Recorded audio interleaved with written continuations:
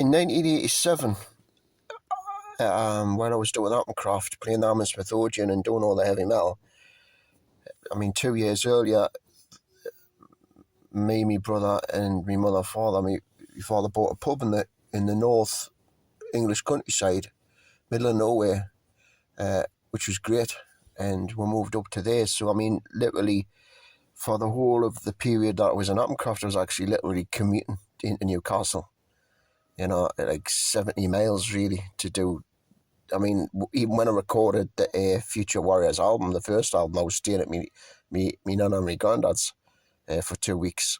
I kept, as Jed says, you can keep it mine, but I said, it's all right, Jed, I'll just keep me nana and granddad's. I knew I'd be well looked after there, So that was a 2 weeks jobby. And but in 1987, I'd been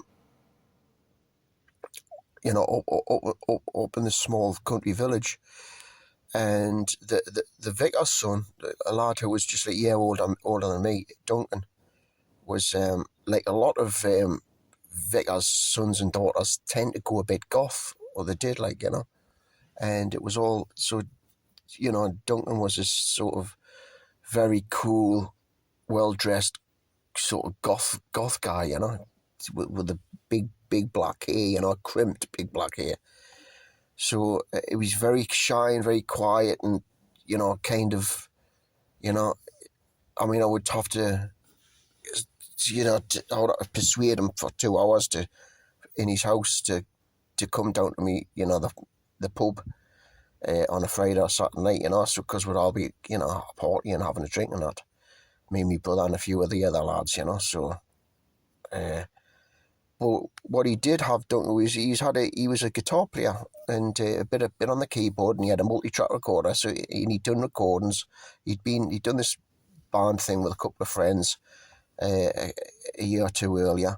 So he's a musician, and he was a year older than me, so we became friends. And Brian, the drummer, from when I was down Newcastle, obviously kept in touch with Brian. Brian's still playing the drums, so Brian would come up and, would rehearse, and we'd put a band together called the Summerlands, which was sort of a goth rock. Goth was still quite a new thing, back in 1980, sort of 87. So, it was goth, not really goth rock, like a sort of just, I don't know what it was, just a goth sort of thing, or just indie really, with a goth tinge, and what sort of dressed a bit gothy, and I would have been about 18 or something, we're also 18, 19. Be about that.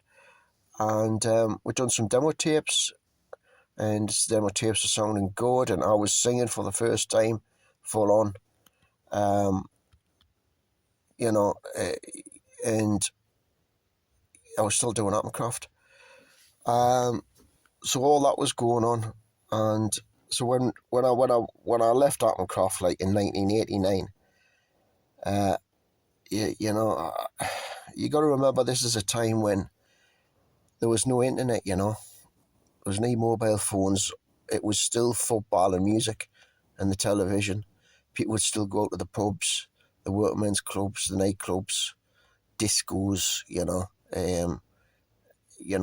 it was still, people socialised, and music was, it's still a big thing now to people, but like in a sort of locked indoors looking at the internet type of way. Well, back then, you could still, it was very, very common to be getting a band together and be in a band, and that was an option as a career. So when I left Applecroft, it was right, me, Brian, and Duncan. But let's go back, as me and Bryce started, especially me, I was straight back into the 60s stuff, and I was collecting all the albums. I knew all the 60s stuff, but not in depth.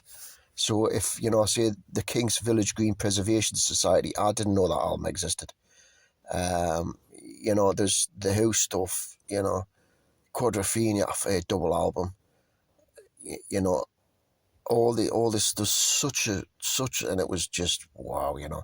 I thought I knew all the 60s stuff, but this is just unbelievable. So I'm really kicking into the songwriting at this point when I'm 18, 19, and back to the music that I loved, which I was listening to as a child, which was the 60s stuff, you know.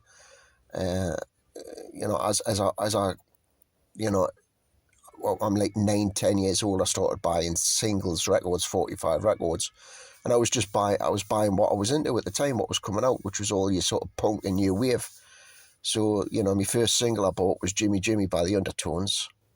There was the Stars on 45, Beatles one, and then I'm buying the Jam stuff, the Clash, Sex Pistols, Tubby Army,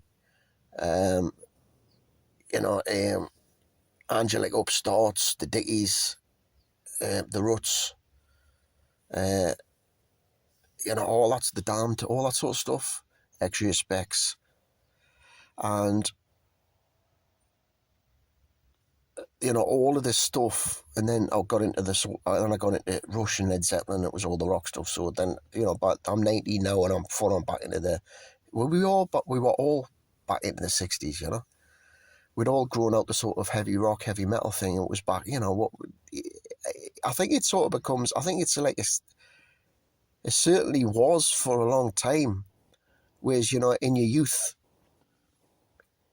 you would be into the rock stuff, and then when you start becoming a student and that, you would start to, you get into your more, you get into more your indie stuff, and I think I maybe was one of the first generations of that, but to me it was just, I'd been into the Smiths.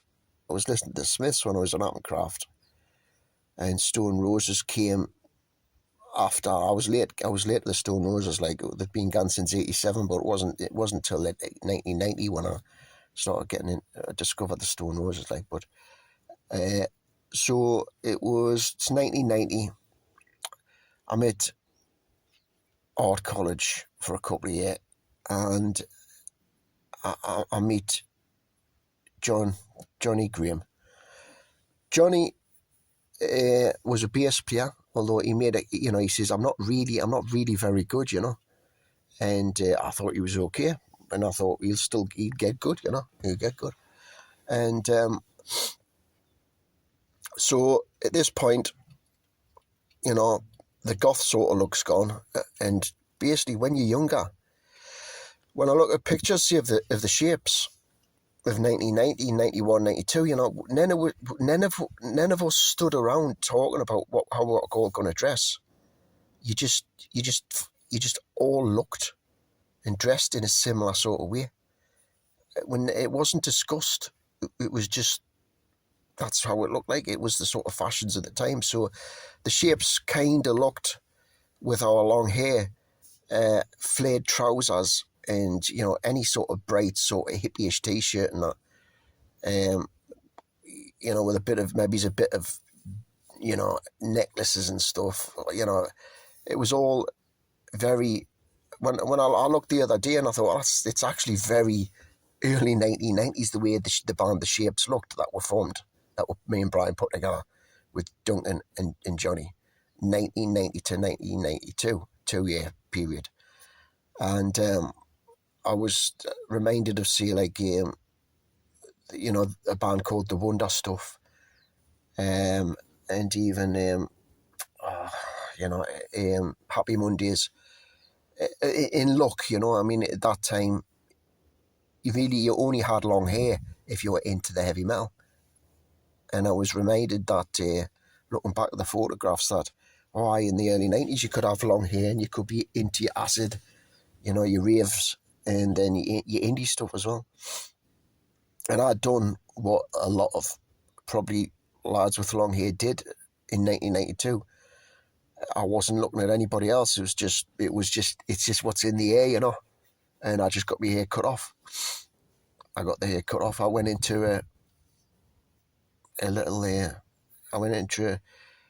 hairdresser's at the end of 1992, and I had a copy of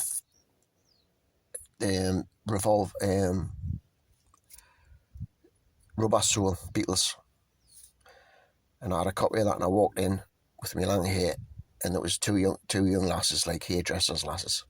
I says, I want me hair like him, pointing to Paul McCartney. I want that. And she didn't want to do it. She said, oh, you got lovely hair. I don't want to cut it, because it was long. Like, I says, no, I want to. I says, I'm sick of it. I says, I want like a Beatle cut. I want to look like Paul McCartney, like that. I want it to look like that. And she's, are you sure? Are you sure? It's coming off, mind. It's coming off. I says, go for it. So off it come, you know. And then when she'd done a great job, and it did look exactly. It was a proper Beatle cut, like. It was exactly what I'd asked for, and it really suited my face. And I just sat in the chair and looked in the mirror, and I thought, fucking hell, I'm a Beatle, you know. And she's like, do you like it? I says, I love it, you know, thank you. And I walked out the shop. And I was just walking on the street thinking, fucking hell, I am a Beatle. And then after that came the Vespa and the mod scooter, but that's the next chapter. While the band The Shapes, we were basically great. I remember one day at a rehearsal, it was actually towards the end, like, and I just put the guitar down. I just sat down. I started having a cigarette, you know, and I just let Brian and Johnny, Brian the drums and Johnny on bass, they just continued, and they just jammed together. I was just sitting, smoking away and listening. And they finished, and I says, that sounded fucking amazing. Of course, Brian's thinking I'm taking the piss. I'm saying, that just sounded so fucking big, man. It sounded so professional. And it did, like, you know, Brian was always a great drummer, and Johnny became a really great bass player. But the two of them together, it was such a great professional rhythm section, like. And obviously I was so, you know, it was just one little moment, you know. I'm so preoccupied with singing and playing guitar. It was just that one moment, you know. I just heard this rhythm section, thought, that is shit hot, you know. What happened with The Shapes, there was, as it started with the four of us, Rob, Brian, Johnny and Duncan, we started to gig, and we done some demo tapes, you know, and it was getting good. It was sounding great. And you know, it was sounding really good. We're like sort of one of the top bands in the sort of Newcastle northeast area, you know, one of the new young up and coming indie bands. Britpop was 2 years down the line. That word hadn't been invented, you know, 3 years down the line even. Britain was a primordial soup of bands that would become your sort of 1960s Britpop bands. I hadn't cut my hair yet, so my hair was still long. This was like 2 years into the future. So all the bands of that time, we sort of, you know, it was that period between the sort of collapse of Stone Roses and the beginnings of Britpop. So, you know, all the bands, you know, it was the 1960s, but there was still like, say, the Shapes were very much of that sort of early 90s, like very typical. It was all a bit sort of psychedelic, prog as well. You know, a band like Ozric Tentacles were quite, you know, were instrumental in prog, and you know, it was, in a way, it was quite early 1970s, really, as much as out else. And I always felt like the Beatles were, I always felt like the Shapes always felt like we were sort of the White Album Beatles, up till around, 1971, Creedence Clearwater Revival and stuff like that. It was definitely that era that I was sort of focused in with the songwriting and saw the band in the pocket, but it was where all the other bands were as well, like mostly, Sometimes we'd do a gig in the beat. I remember we'd done a gig up in Edinburgh, and I can't remember the name of the band, but I was just standing gobsmacked looking at this band on stage. They'd have been in the late 20s, but the look of them was amazing. They looked like the Rolling Stones. They were like the Rolling Stones in 1964. And years later, I mentioned this to Duncan when I met him years later, and he said the name. He says, "Oh, he said the name of the band," and I was, "Oh, I forgot." But I forgot the name again. But all the clothes, there's the wing, the boots, the Chelsea boots, the haircuts, it was, Brian Jones, sort of look, teardrop guitars, and I was just gobsmacked at this band. I thought, fucking hell, man. I knew the hair was going to have to come off soon. Like, I've got to be getting a Beatles good here, like, so. But the shapes, we were shit hot, man. And I wish there was some footage. I wish there was some video footage, or we've got some good audio, some good demos done, which I can do stuff with AI in the future. So, and AI will be able to turn the shapes into a live band, like as if we played like anywhere really. So all that's going to happen, like, yeah, if, as long as I have the opportunity to do that in the future, like, I will be doing that. That's what I'll be doing. Like, I'll not be sort of sitting writing more and more songs. I'll be doing that. So, the future is amazing with AI, like, for especially the shapes. But it would be it's a shame there wasn't. I remember one day there was one gig, a student gig or something. I think it was at the Broken Doll, and there was somebody with a video camera, but I don't know if that ever exists anyway. And what happened was we're doing good, doing local gigs, we're getting great live band, but there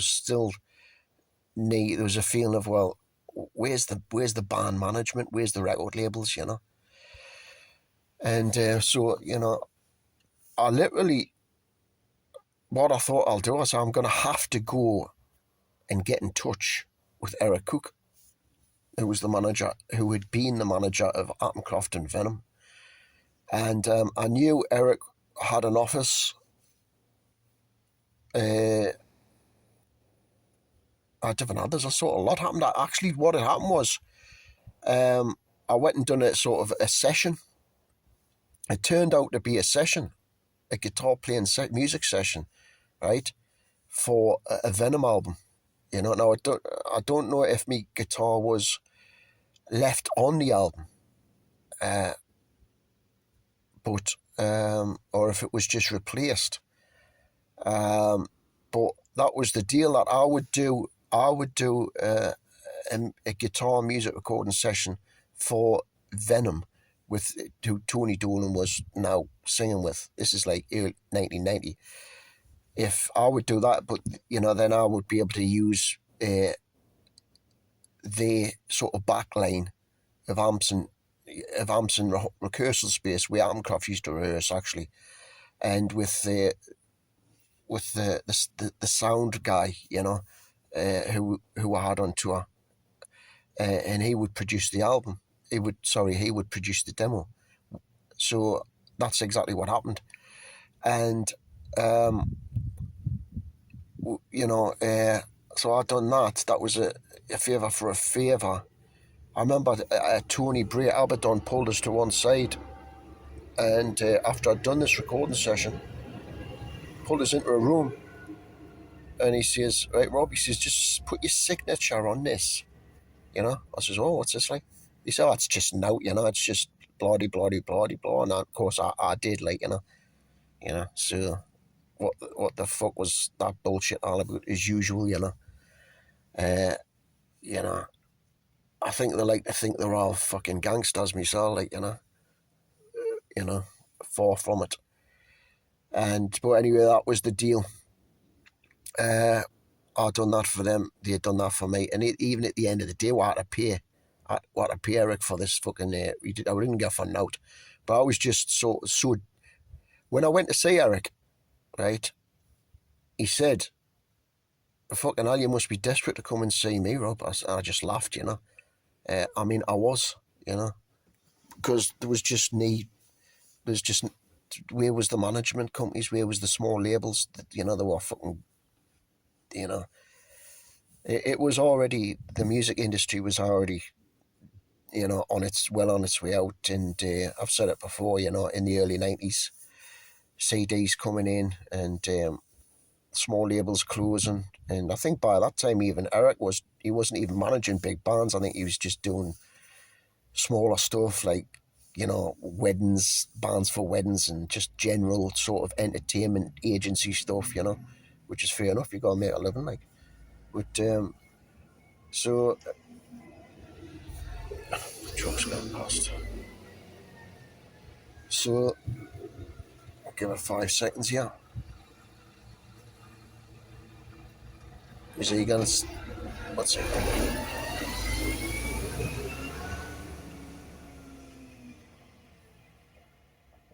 Fucking noisy fuckers, the Germans. He's gonna leave that engine on.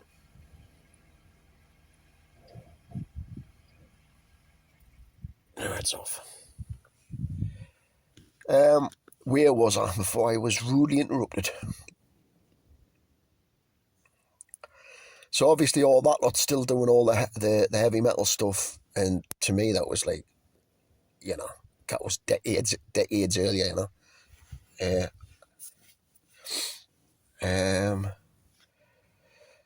Because, you know, when you're younger, you know, like 1 year's like 10 years, you know, you cram so much in, and time just, you know, it's amazing how much you get done, and like as you get older, like how fast the time flies, and you seem to get hardly fucking outdone, you know. I mean, years later, you know, I ended up in a country cottage up, you know, in Northumberland there with my home recording studio, and I was just starting to do my girlfriend stuff.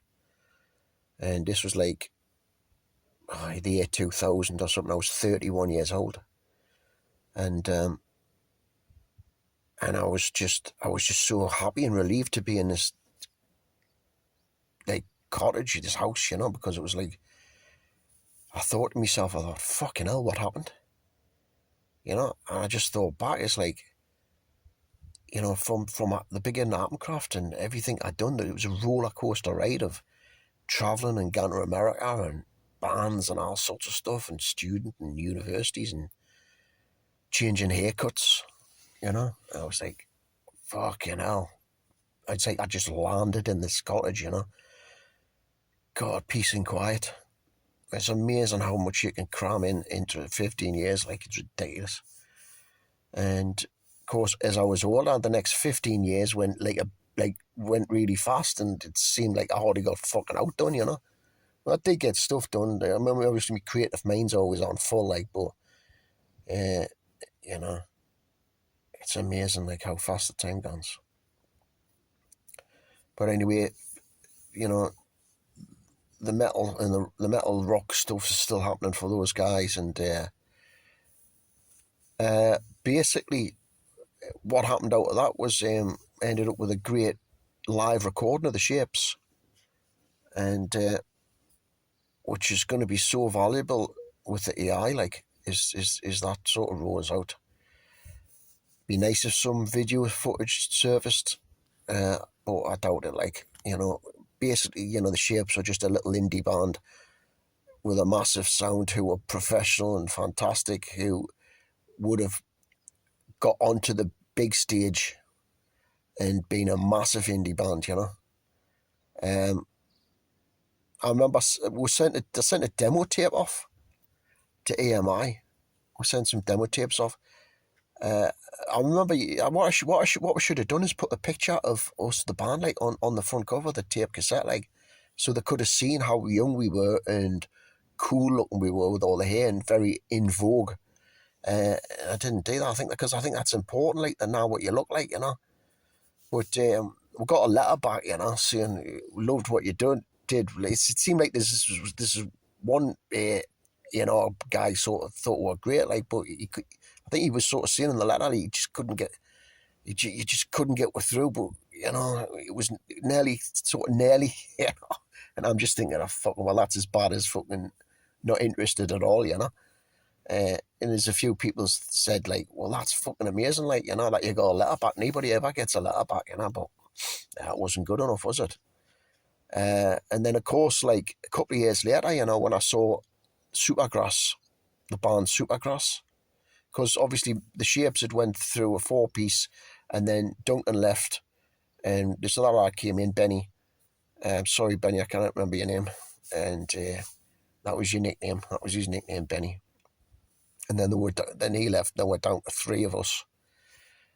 Me, Brian, Johnny. Which for the last sort of, for the half life of the Shapes, there was the 3 were, and that,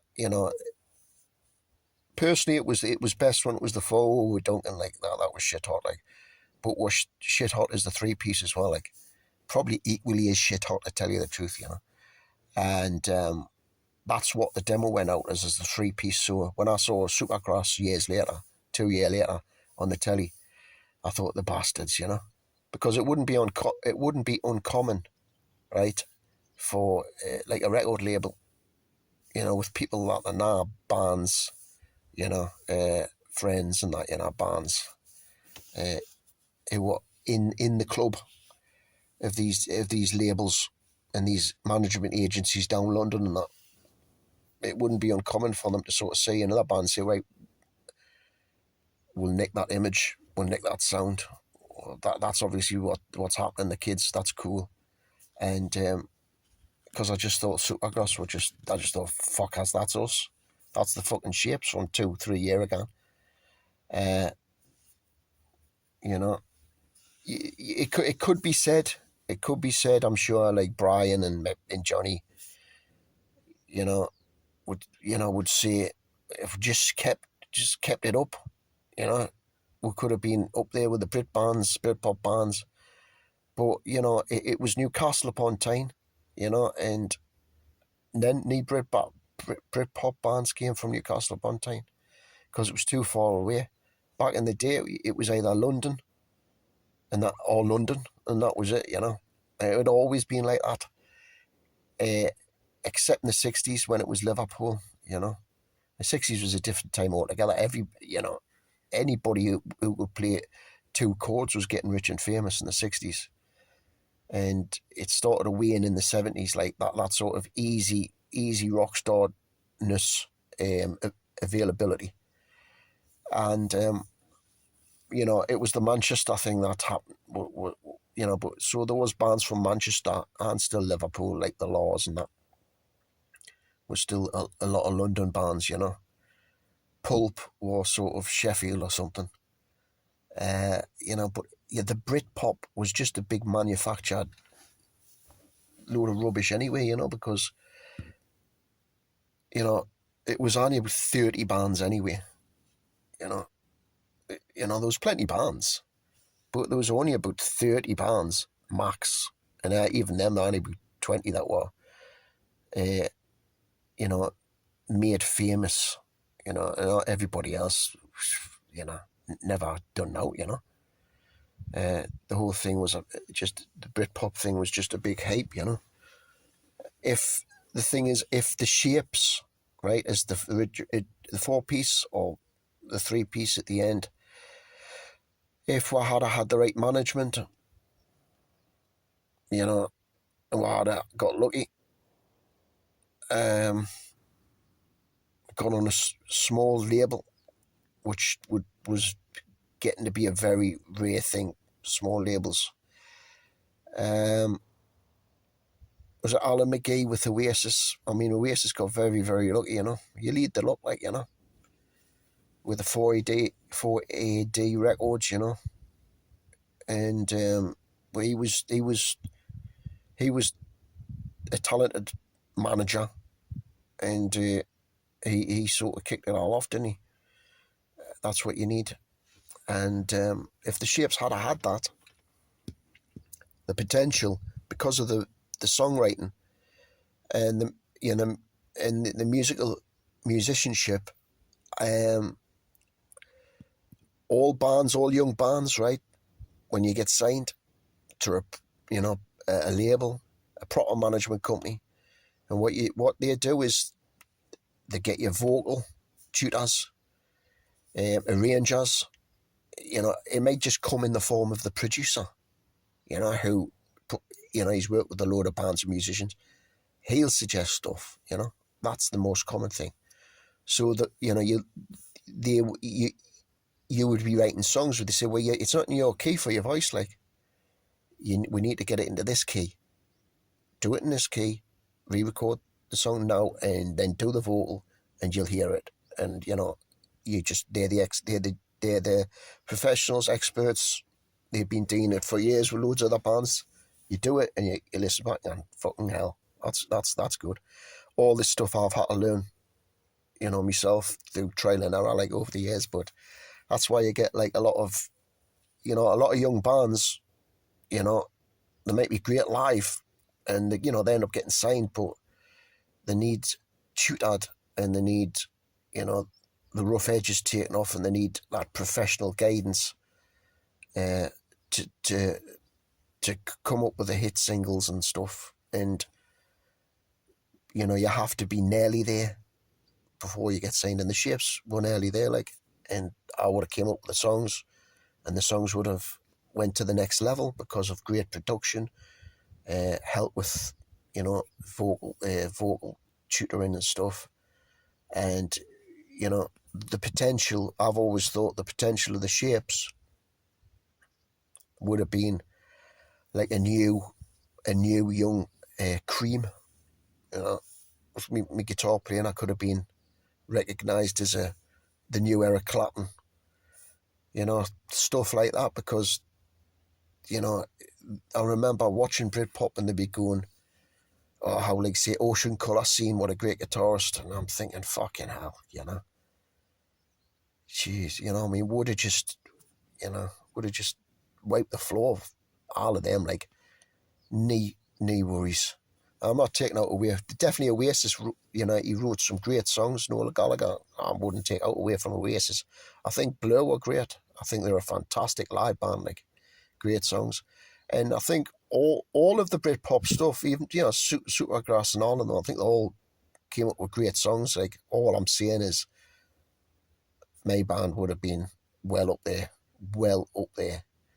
And, you know, just, you know, what can you say, you know? Everything's there, but it doesn't happen. And by the end of the Shapes, you know, the hair had gotten cut. I got the Beatle cut, and I think Brian knew the writing was on the cards when he saw the Beatle haircut. Like, I mean, Brian was always into the Beatles. We're all always into the Beatles and that, you know. Johnny was a bit more sort of early Pink Floyd. Johnny got us into Sid Barrett, like, what a genius Sid Barrett was, like. And basically at the end, I was finished my art college studying graphic design. The hair had gotten cut, and I got applied and got accepted for university, which was for a natural history illustration course, which was going to be like 3 years of my life. And I was starting to think about going acoustic a lot as well. I was sick of the noise, to tell you the truth, the banging and crashing of loud music. I started listening to, you know, Bob Dylan a lot, like, And pretty soon after Bob Dylan came Woody Guthrie and Martin McCarthy, and then all the folk stuff, the Irish folk followed after that. And I went off to university at Sunderland, not far from Brian and that, but we sort of split up as mates, and we're just both going totally separate ways, at that point in sort of early to mid-teens. We've been through a lot together, me and Brian, since we was kids at school. Been through an absolute lot, but I think we can both be very proud of what we did. Like, I mean, pretty much, we created some really good music, like, and we had some great experiences, both of us. And I think we won. We definitely won. Like, and but I was off to seek me fame and fortune, or at least try anyway, with a folk band called Driftwood.